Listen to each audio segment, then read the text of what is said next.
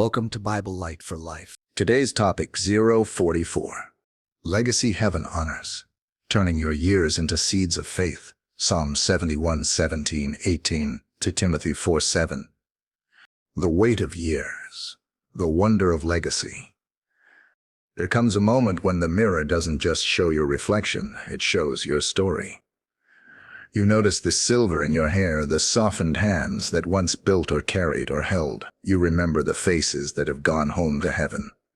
The prayers whispered through tears, the laughter that turned to wisdom. And somewhere deep inside, a question rises. What will outlive me? Psalm 71 captures that sacred ache. David says, "You have taught me from my youth, O God, and to this day I declare your marvelous deeds. Even when I am old and gray, do not forsake me, until I declare your strength to this generation, your power to all who are to come." He's not asking to stay young, he's asking to stay useful. The world tells you to slow down, to fade out gracefully. Heaven whispers something different: finish gloriously. The same Spirit that walked with you in your youth is still writing with your years. Heaven doesn't measure time the way earth does. On earth, time takes; in heaven, time sows. Every season, young, middle, or old, can plant something that blooms forever. And that's where legacy begins. Not in monuments or memories, but in seeds of faith sown through ordinary obedience. So today, let's walk together through Scripture and discover how your years can become the garden heaven still tends after you're gone. Number 1. What heaven calls legacy. When people talk about legacy, they often think of what's written about them. Heaven thinks of what's written through them. Legacy in the Bible is not marble statues or family fortunes, it's faith transferred. Hebrews 11 calls it a testimony. Abraham believed and it was credited as righteousness. Moses obeyed when it cost everything. Ruth clung to covenant when it would have been easier to go home. Their names aren't remembered because they built empires, they're remembered because they trusted God when no one else did. In heaven's language, legacy is not what did you achieve, but who did you influence toward faith.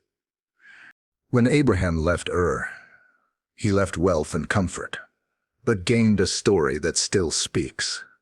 When Moses stood before Pharaoh, trembling but obedient, he became a living sermon for freedom.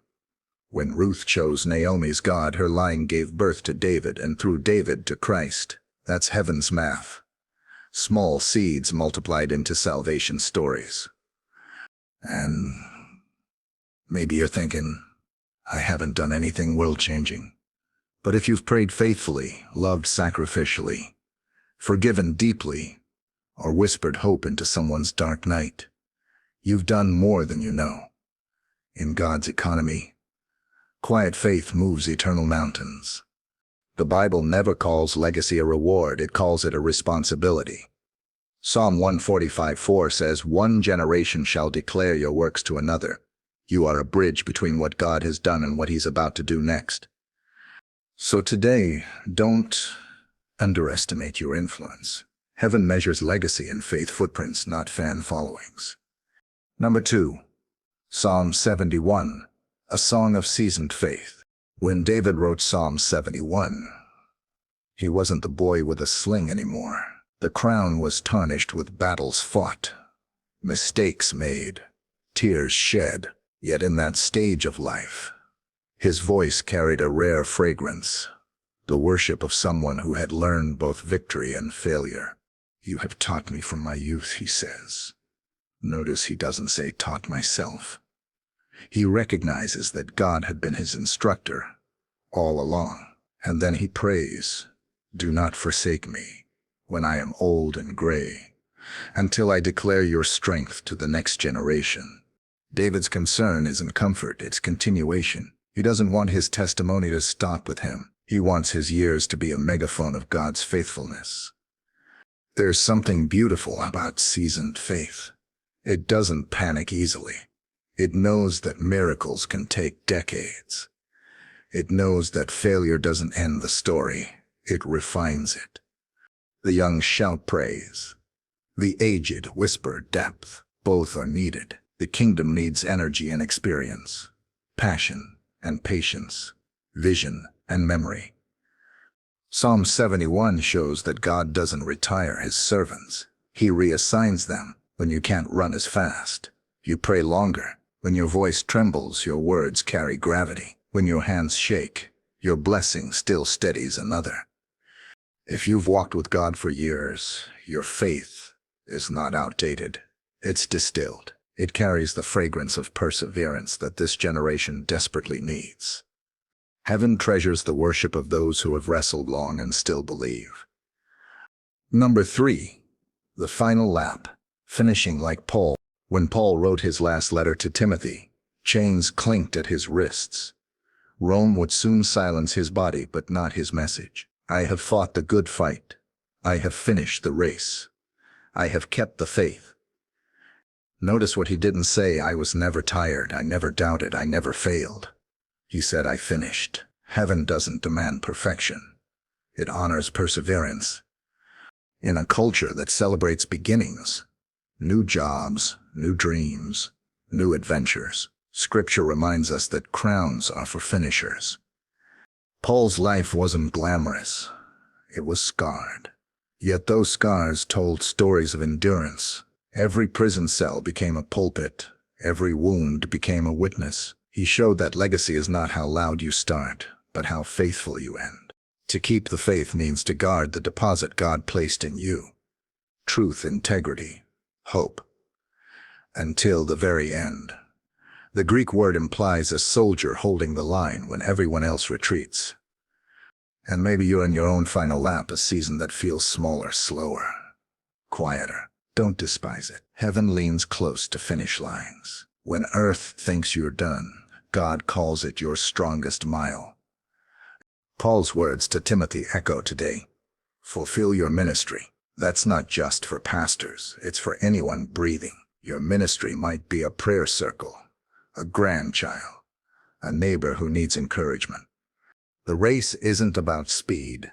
It's about faithfulness. And the one who began a good work in you will finish it with you. Number 4. Turning experience into seed. Jesus often compared faith to seed because seed hides potential inside what looks ordinary. Your experiences, the good, the painful, the confusing, are seeds. When surrendered, they multiply. When hoarded, they rot. Think of Joseph. Years of betrayal, imprisonment, and misunderstanding turned into wisdom that saved nations. Think of Naomi. Bitterness transformed into blessing when she guided Ruth. Think of Peter. Failure became fuel for grace when he preached at Pentecost. Every scar can either harden or harvest. When you hand your story to God, he crushes it, not to waste it, but to release its fragrance, like the alabaster jar broken at Jesus' feet. There are people whose faith will sprout because you dared to tell the truth of how God met you in the dark. Seeds grow in silence. You might never see the fruit of your faith in your lifetime, but heaven will. Think of the elderly missionary who prays for a village long after leaving. Think of the grandmother whose worn Bible sits on a shelf, but whose notes still guide a grandchild decades later. Legacy is invisible until harvest time. Keep sowing. Even tears can water tomorrow's revival. Number 5. The power of passing the baton. No runner wins a relay by clutching the baton. The victory is in the handoff. Paul had Timothy. Elijah had Elisha. Lois had Eunice. Jesus had the 12. Each generation hands down not only truth but courage. We live in a time when many feel spiritually orphaned. They scroll for mentors and find noise. What they need is a voice that says, I've walked this road and God is faithful. That voice might be yours. Passing the baton doesn't require a pulpit. It happens at kitchen tables, hospital beds, coffee shops, or through one honest testimony. Mentorship is multiplication. When you invest your wisdom into another, your influence doubles. Paul didn't keep revelation to himself. He poured it into Timothy. The things you have heard from me, commit to faithful men who will teach others also. That's 4 generations in one verse. Paul, Timothy, faithful men. Others, that's legacy in motion. Don't wait for a perfect moment to pour out. The oil multiplies while it's poured. Maybe someone younger in faith needs to hear how you endured disappointment, or how prayer shaped your marriage. Speak it. You never know which testimony will keep another believer from quitting. Legacy isn't about remaining famous. It's about making others fruitful. Number 6. When strength fades, testimony grows. Isaiah 46:4 carries one of God's tenderest promises. Even to your old age, I am He, and to gray hairs I will carry you. Notice the shift from you carrying life to God carrying you. When strength fades, testimony grows.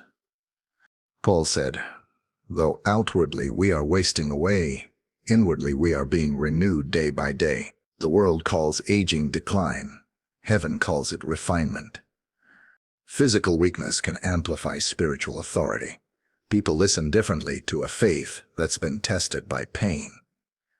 Consider Simeon and Anna in Luke 2. They waited decades for the Messiah, and when they finally held him, their hearts exploded in worship. God saved some revelations for their later years, because only maturity could carry that kind of glory. If you can't run ministries as before, run deeper in prayer. If you can travel through intercession across nations. If you can speak as long, let your few words carry eternity. Your gray hairs are not a sign that God is done. They are proof that His grace has endured. Heaven doesn't see wrinkles, it sees wisdom lines etched by divine faithfulness. So when strength fades, don't mourn the loss of power. Rejoice in the rise of testimony. You are becoming a living archive of God's endurance. Number 7. Living today with legacy vision. Legacy isn't built in someday. It's built in today. Every decision, what you say, forgive, prioritize, pray for, plants a seed. Ask yourself, what story will my choices tell when my voice is silent? The seed principle is simple.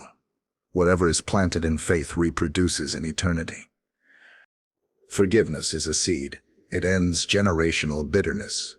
Generosity is a seed. It opens doors of provision. Prayer is a seed. It germinates answers beyond your lifetime. Consistency is a seed. It teaches endurance.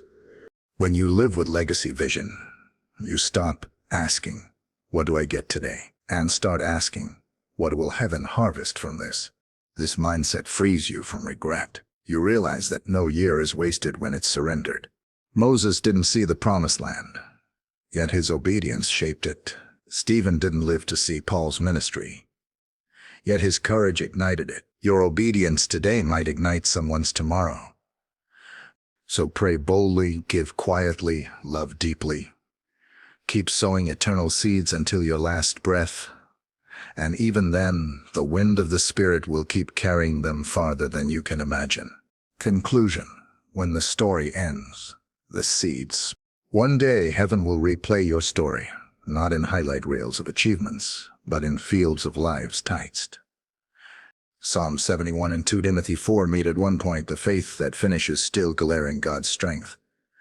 You will hear heaven say, well done, not because you were flawless, but because you were faithful. When the final chapter turns, the seeds you've sown will still be sprouting in children, disciples, prayers, and promises that refuse to die. Your life is not a fading candle. It's a torch that lights others. So stand tall in your season. Let your gray hairs preach grace. Let your years sing of endurance. Let your story become the soil for someone else's faith. Because the only legacy heaven truly honors is the one written in faith. Faith that began in youth, matured through storms, and finished still believing. And when your race is run, your testimony will still whisper through time. God was faithful. God is faithful. God will always be faithful.